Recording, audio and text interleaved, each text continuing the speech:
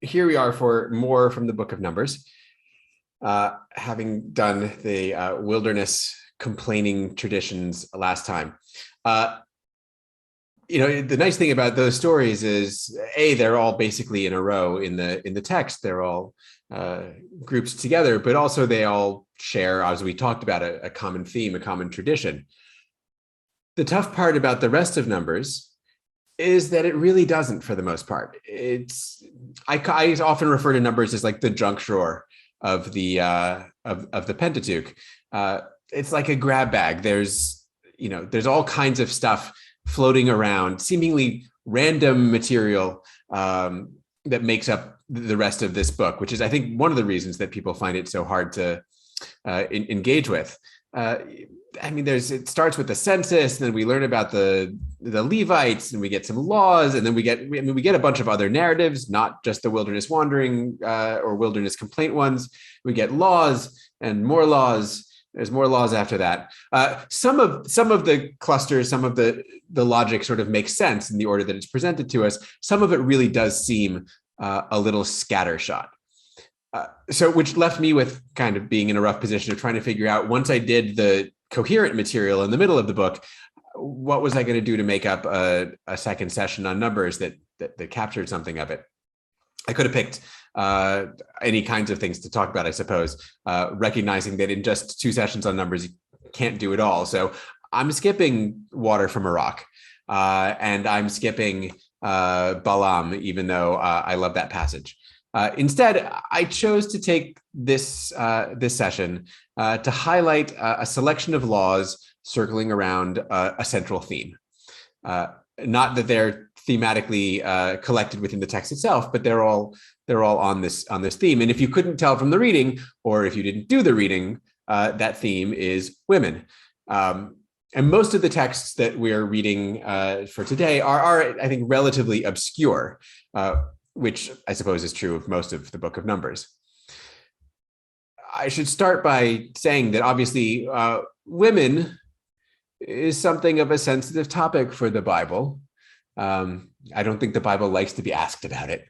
The Bible was, after all, written by men, for men, in ancient Israel. The Bible is patriarchal by nature, as was the society from which it emerged. And we see this all over the place, from the Garden of Eden onward. I have often found, however, that the patriarchal nature of the text is frequently most straightforward in those places in the text where it's almost as if they didn't think you'd look there. In these laws that we're going to be reading today, all of these laws, by the way, being from the priestly source, these laws that govern or look to govern family, life, and land. In a certain sense, it's not so unlike contemporary America, right? Where our stories about ourselves might not always be blatantly patriarchal, but our laws, and often the more obscure ones, for sure are. That was my brief attempt at topical commentary. And then there'll be another one later. Okay, I am going in the course of today to jump around the Book of Numbers a little bit, rather than just going in the order of the texts as they appear. I want to go from the more obscure to the least obscure, at least as I understand it. Really, it's my opportunity just to keep everybody waiting for the infidelity test that we're going to talk about at the end. So what I want to start with is Numbers 30, which is truly a chapter almost no one ever reads. Why would anyone read this chapter? The topic of the chapter is vows, right? When a man makes a vow to the Lord, or swears an oath to bind himself by a pledge, he shall not break his word. He shall do according to all that proceeds out of his mouth. A basic rule: if you make a vow and you invoke God's name, you're bound by it. I think this is relatively recognizable to us even today, right? So help me God in court is doing basically the same thing. The idea here is God's name is powerful. Whatever you say, you now must do because God's name has attached to your vow. Okay, So that's the basic law. Like, how much more complicated could it possibly be? Like, is this a 2-verse chapter? For men, it is no more complicated than that. That is literally all you have to know. Did I say it? Did I invoke God's name? I better do it. That's the whole thing. For women, though, and that's the entire rest of the chapter. So we start with the woman who is young, but she's still living in her father's house. And she makes a vow. And her father hears about the vow. And if he's like, okay, and doesn't say anything, then it all stands. But if he expresses disapproval, right, when he hears of it, then her vow is annulled. He annuls her vows. No reasons are necessary. There are no restrictions on the types of vows he can annul or how much of it or how many of them. He simply says no, and she is no longer bound by her vows. Now, you might say, well, I have kids and they say stupid stuff all the time. And of course, it's sensible for a father to be able to cancel his children's vows. They're children. And that's true. But it's not what this says. Fathers are not canceling their children's vows in this law. They're canceling only their daughters' vows. Daughters are thereby distinguished from sons. Now, I do think that it's safe to say that we are not actually talking about like children here, like little kids. The daughter in question here, I think, is old enough to be married, as we'll see in a moment. But like actually, that makes it worse. Here is a young woman old enough to be married, but who does not control her own words, her own will. The next scenario in this law is that her father does let her vow stand, right? So she's taken a vow in her father's house. He hasn't said anything to her. Her vow stands, but then she gets married and her vow is still in force. And lo and behold, now her husband can cancel her vow, even though her father had allowed it. She has, in effect, changed hands from one dominant male to another. Though she has indeed changed houses, right? She's left the house of her childhood and she's gone on to the house of her adult life. She's changed houses, but she hasn't changed her status at all, really. She remains under the authority of a man. And this continues to be the case, of course, not just when she first gets married, but as long as she's married. If she takes another vow, like after she's changed households, her husband has the same power that her father did when she lived with him. The text is pretty straightforward about this. Any vow or any binding oath to deny herself, her husband may allow to stand, or her husband may nullify.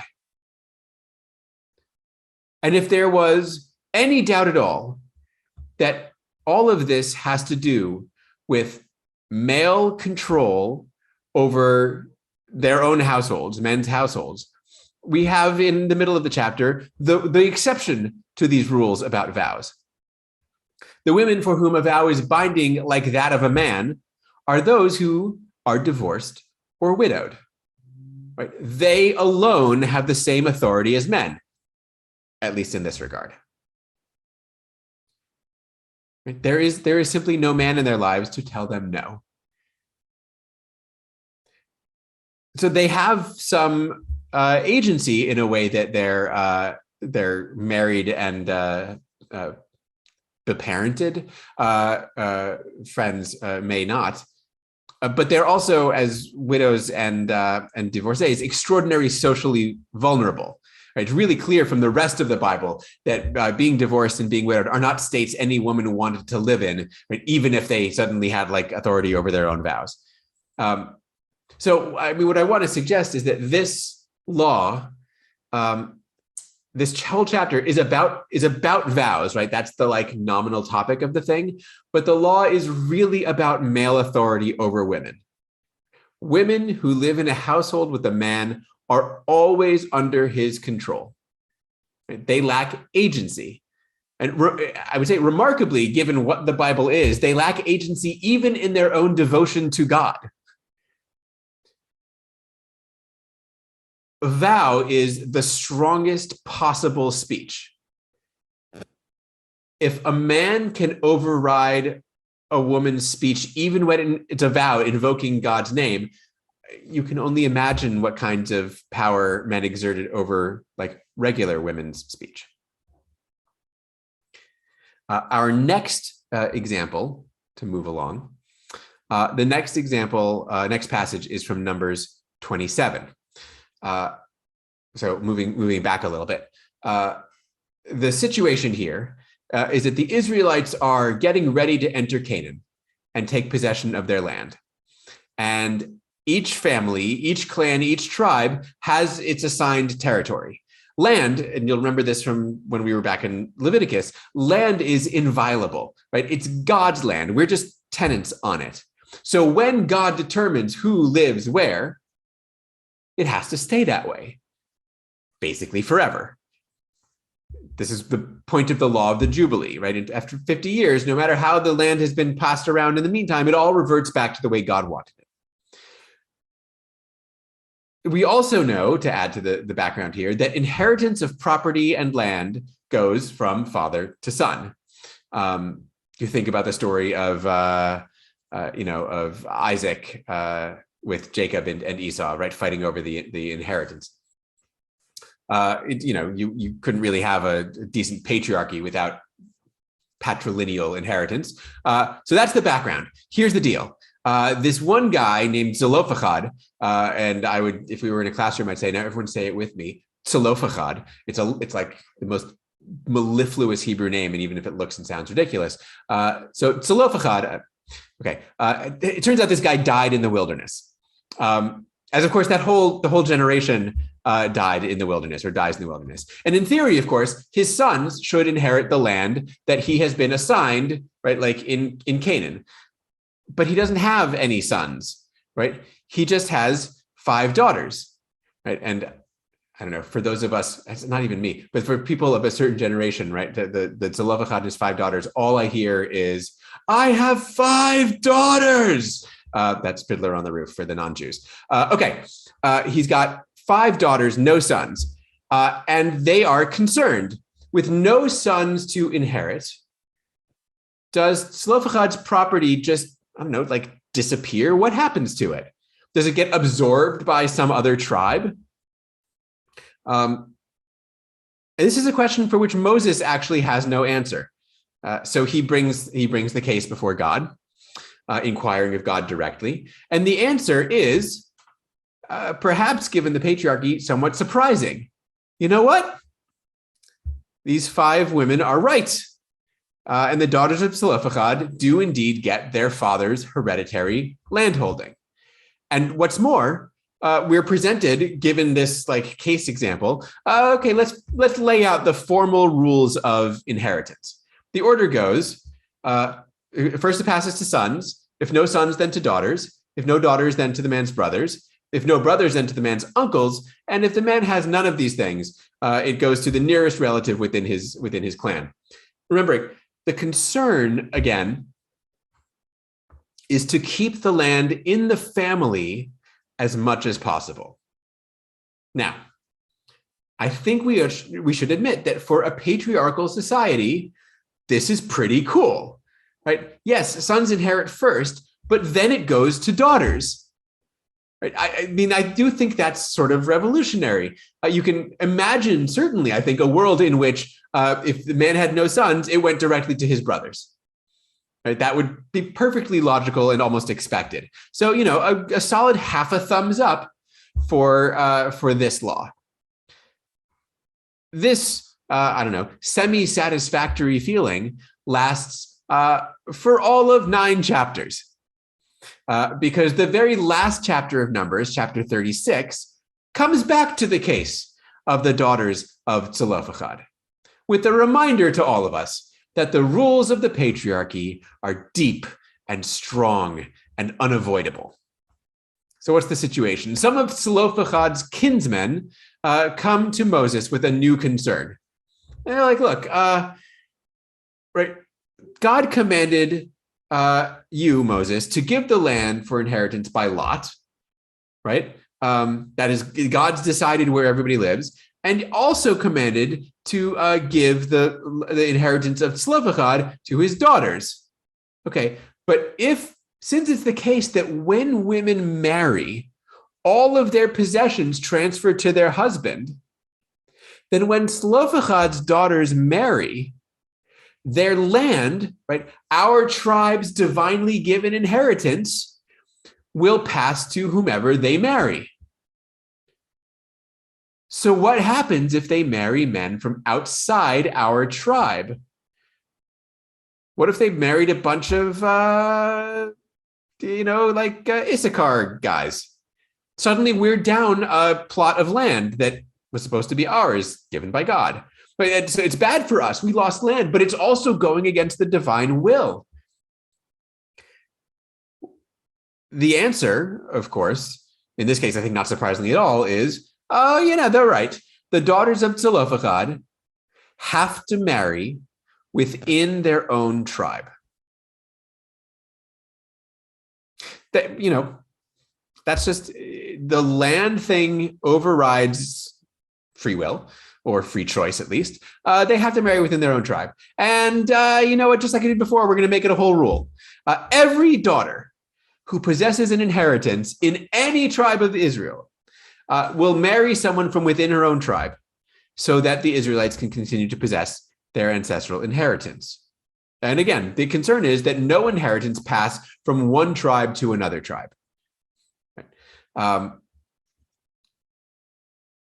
So in other words, with the freedom to inherit that was granted in Numbers 27, with that freedom also comes a restriction, right? A different sort of restricting of these women's agency.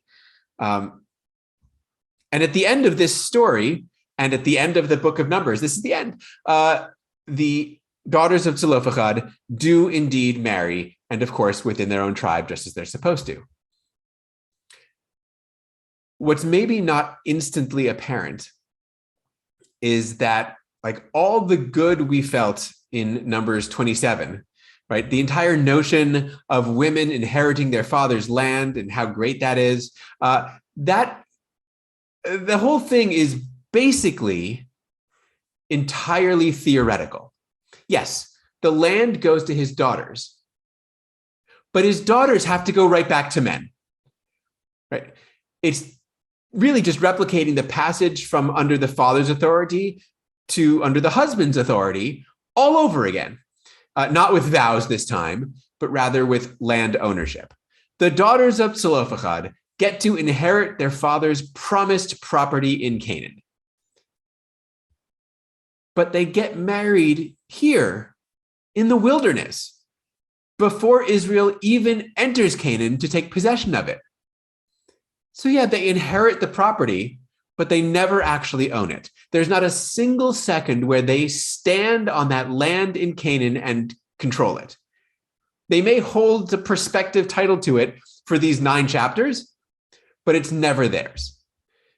In a sense, the daughters of Zelophehad are something of a legal middleman or middlewoman, right?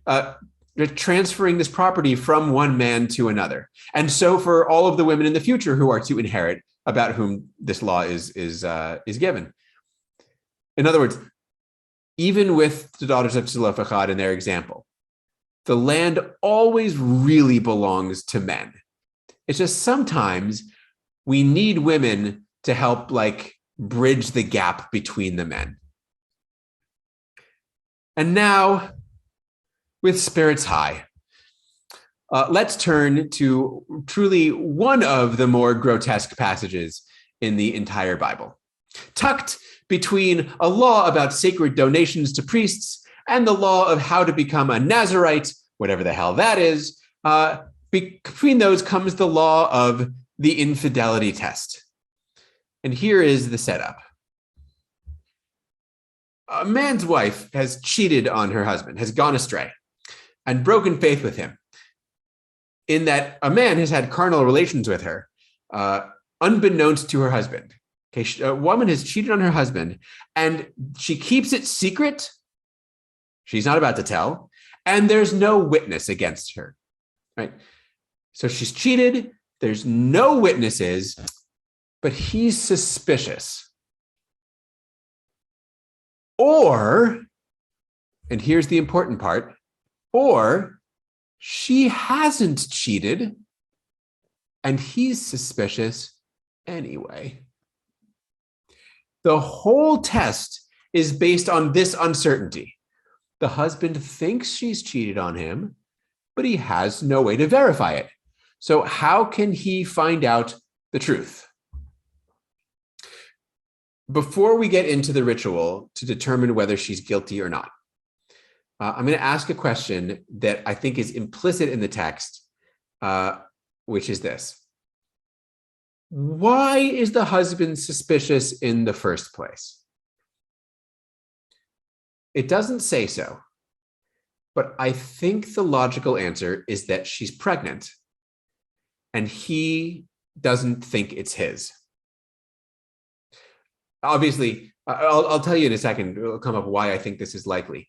But again, we have seen in a whole bunch of places, in this study, in previous studies, all over the Bible, right, the incredible concern with inheritance and the land belonging to the right people, right?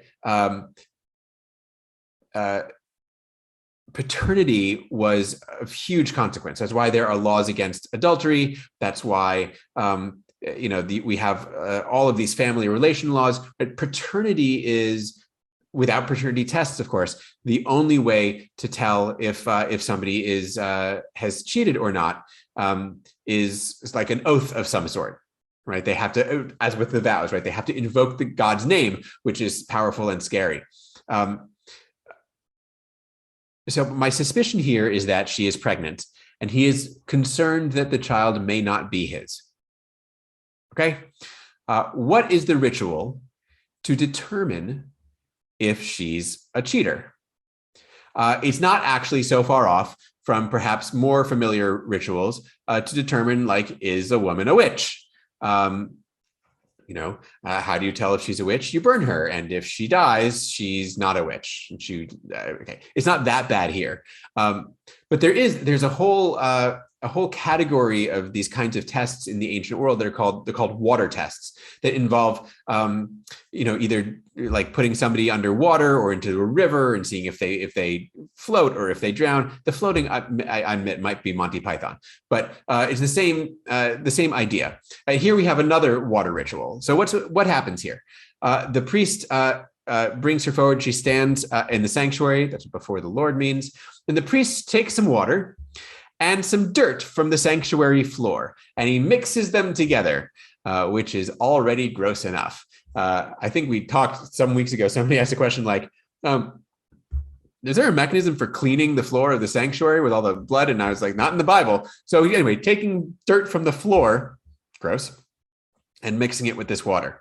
And then he says the important words. If no man has lain with you, if you have not gone astray while married to your husband, then be immune from this water of bitterness that induces the spell. If you haven't cheated, you'll be fine.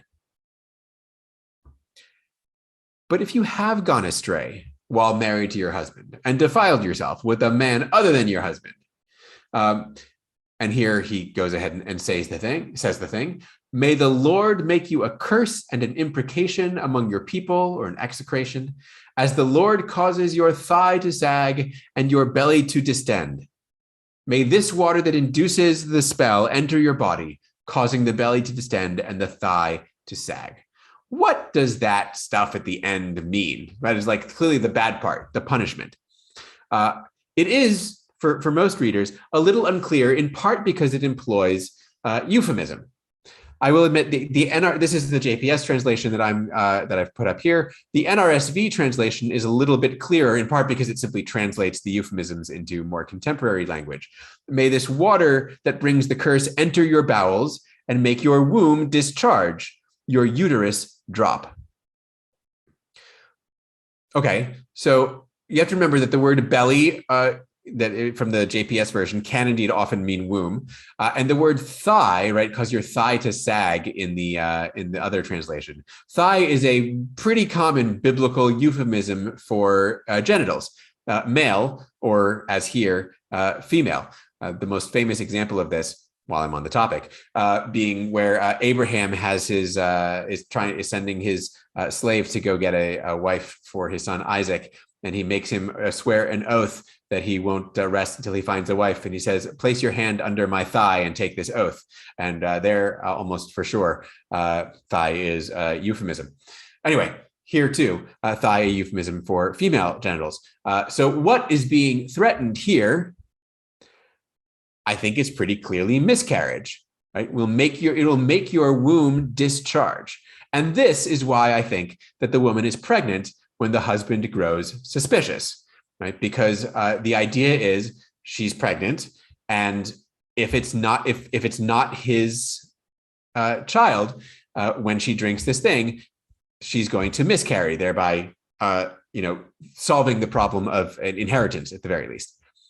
And the dropping uterus part of it, perhaps literally a prolapsed uterus, as some commentators have suggested. Whatever it is, it seems to be something that prevents future pregnancies. As it says further on, if she's innocent, she will be able to conceive children, which means that if she's not innocent and the curse befalls her, presumably she will be rendered sterile or infertile.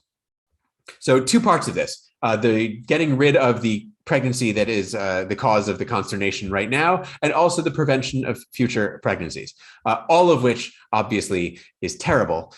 Infertility, if only someone had ever written a book on this, ding.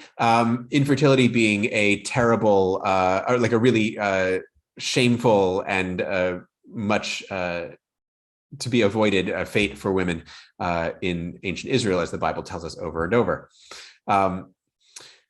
Okay, so the test here is the woman hears the spell and she drinks this special dirty water, which I should add is even dirtier because the priest writes the spell on a scroll and then scrapes the ink off the paper into the water along with the dirt from the floor. Like, this is decidedly gross. And it is hard to imagine that it wouldn't make someone sick. But actually, and I think this is worth noting, it probably wouldn't make someone miscarry.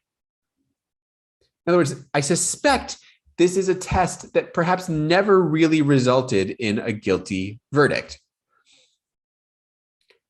Though I'm actually not sure how much that matters, because I'm not sure that this ever really happened, right? I'm not really talking here about something that might, like, would this actually work? Like, no one is doing this in real life. And certainly no one's been doing this for forever, if it ever was done. What we're talking about here is a text, though, right? A text from the Bible that clearly imagines this potion as potentially efficacious. And in that, it is actually just as bad as if it did work in real life. Because it's not whether it happened historically in the past at any point that matters, right? It's about this text that is like the Bible, this text that encodes this very clear power imbalance between the man and the woman. This ritual is something that, in theory, a man could make his wife undergo whenever he wants. She might pass the test once, but it doesn't mean she can't be brought back again. Of course, if she's guilty, she gets punished, like socially, but also bodily, right? Like in her actual person, right? She is like, her body is changed. And if she's not guilty, right? If her husband makes her go through all of this stuff, all these terrible things, right? He brings suspicion down on her. He brings her to this ritual at the sanctuary where the priest is now going to be suspicious. She has to go through all this stuff. And it turns out she's not guilty. Nothing happens to him. It's entirely one-sided. The man shall be free from iniquity. The woman shall bear her iniquity. What's more, it's also entirely one-sided, of course, because while a man can make his wife go through all this if he thinks she's been unfaithful, There is no such ritual the other way. There is no test or ritual for male infidelity, right? There's no curse. There's no forced sterilization or anything. Right? And I should say this too is another reason I suspect she has to be pregnant for this ritual to make sense. Right? This is in fact something that only a woman can undergo. Right? It has to do with the loss of the pregnancy, and that's what's really at stake. And I will add that the whole ritual hinges on the idea of shame, which so often attaches to women in the Bible. When she stands before the priest, he dishevels her hair, right? Which is, as in so many sort of traditional cultures, the idea that she should have to, another man is touching her hair and messing it up somehow, or perhaps it's unclear, perhaps letting it loose or uncovering it, whatever it is, right? There's nothing else like this really in any other ritual I know of where a woman's hair is involved. I think it very clearly speaks to shaming. And of course, the whole idea is that if she is in fact guilty, she will become an execration among her people, right? They'll be like, oh, you really don't want to be like Margaret, or whatever her name is. Probably not Margaret. But she becomes like a byword, right? A curse, right? Don't be like Margaret, who had a miscarriage and who can no longer get pregnant, and who one assumes is divorced in some, pretty soon hereafter. Point is, the ritual is gross, like truly, it's disgusting, but it's also terrifying, right? And that surely is part of, if not in fact most of, the point. If it isn't actually efficacious medically, I think it certainly is socially. It's a test and a text meant to scare women into staying faithful, into giving their husbands no reason to doubt their infidelity. If you thought that this could happen to you, even if you didn't do anything, right? Even if your husband is simply suspicious, you have to go through this. Right? That's a real that's a real red flag, as they say. This is a text that exerts power. And it does so by invoking the male authority of the husband and the male authority of the priest, and by extension, the male authority of the deity. And while our previous texts treat like an abstract sort of control, a woman says something and the man cancels it. The woman can or can't own inheritance, but the male gets it anyway, right? That sort of control is ideas or ability to do something. Here the control is like physical, tangible. It's in her actual body. And not, again, to make everything about today's social issues, but this is a biblical text that exerts male control over women, not by denying them the right to abortion, but by forcing it. Right? I have been using the term miscarriage throughout, but that's not really quite right. A miscarriage is something that happens accidentally, right, without intervention. A forced miscarriage, right, or an induced miscarriage is an abortion. And so there's a reason that some folks, some interpreters, using that term lightly, go to great lengths to say that there is no pregnancy loss in this text.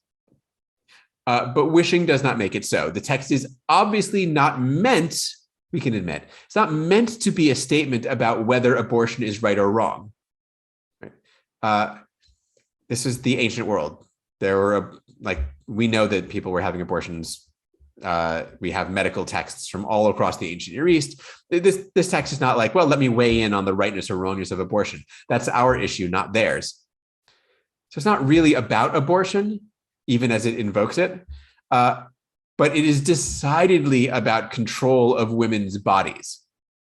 And in that sense, this text is engaging and participating in the same discourse as we are today. Okay, to sum up, and leave a good amount of time for questions and discussion. To sum up, the Bible emerged from a patriarchal society, right? As the entire ancient world was then, and the ancient Near East no differently.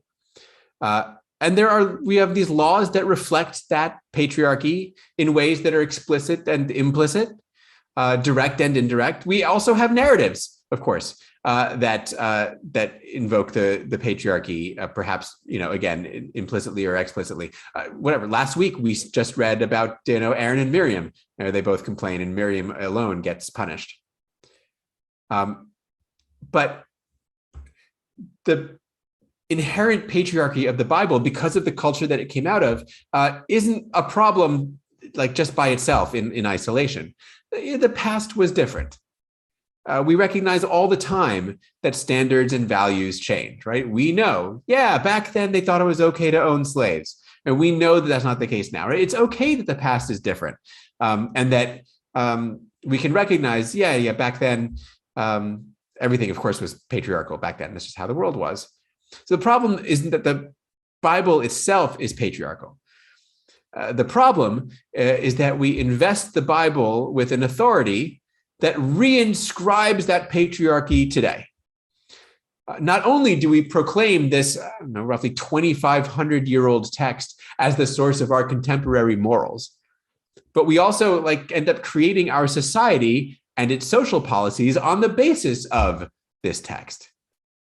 I will admit I'm obviously using we rather loosely here. But broadly speaking, I think it's more true than not. And it's certainly the case that the Bible, because of its authoritative status, has grounded social and cultural norms for the past 2 millennia. We're not just coming to the Bible fresh, right? We don't come to it and be like, let's open this and see what it says, and I'll take some or leave some, right? We're building on or tearing down the interpretations and the assumptions of authority that came before us. It may be that no one is out there really annulling their wife's vows or forcing her to take an infidelity test, right? But it's not about the precise things. Right? It's the underlying patriarchy, right? Women can't own land. That assumption, it's the underlying patriarchy that is so deeply ingrained. And it's not enough to simply name it when we see it in the Bible, which, to be frank, is totally easy to do. It's very easy to look at the Bible and say, it's old, that's an old stuff, right? That's the way the world was back then. That's fine. It's not enough. We also have to name the ways that our society, past and present, has used the Bible to reaffirm and reinforce patriarchal hegemony, to maintain and exert power, right? To oppress and to commit violence.